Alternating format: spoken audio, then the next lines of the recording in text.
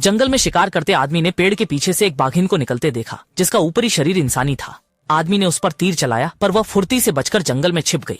ये सब एक नर बाघ ने देखा और उसी रात आदमी के घर आ गया। पत्नी घर पर उसके लौटने का इंतजार कर रही थी। बाघ राक्षस ने दीवार पर आदमी का धनुष बाण देखा और बाघिन पर हुए हमले का बदला लेने का फैसला किया। कुछ देर बाद एक अजनबी औरत घर आई। पत्नी ने उस संदिग्ध औरत को देखते ही तुरंत बंदूक उठाई और हमला करने की मुद्रा में आ गई। अचानक बाघ राक्षस अपने असली रूप में आया और पत्नी पर झपटा। बेटी ये सब देखकर डर से चीखने लगी, लेकिन उसकी चीख ने बाघ का ध्यान भी अपनी ओर खींच लिया। बाघ को बेटी की ओर बढ़ते देख गंभीर घायल पत्नी ने मिट्टी का तेल का दीपक तोड़ा। आग ने तुरंत बाघ के कदम रोक दी। वह अनिच्छा से पीछे हटकर महिला पर हमला करने लगा। बेटी को सुरक्षित देख मां ने संतोष से मुस्कुराया और बाघ का भोजन बन गई।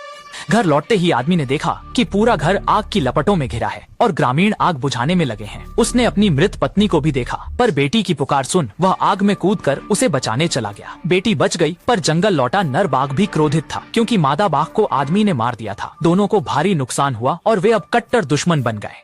आदमी ने पहले जंगल में बाघ का शिकार करने का फैसला किया। तभी उसने देखा कि एक छोटा भिक्षु उसके पीछे खड़ा है। वो कह रहा था कि आदमी बहुत पापी है, देर सवेर अपने परिवार को मार डालेगा। आदमी तुरंत समझ गया कि यह बाघ राक्षस की चाल थी। दुर्भाग्य से इस बार वह केवल बाघ को घायल कर पाया। हार न मानते हुए आदमी जंगल में तलाश करता रहा। तभी उसने नदी किनारे एक अविश्वसनीय दृश्य देखा। उसने अपनी पत्नी को घायल अवस्था में नदी किनारे पड़ा देखा, जो रोते हुए उससे मदद मांग रही थी।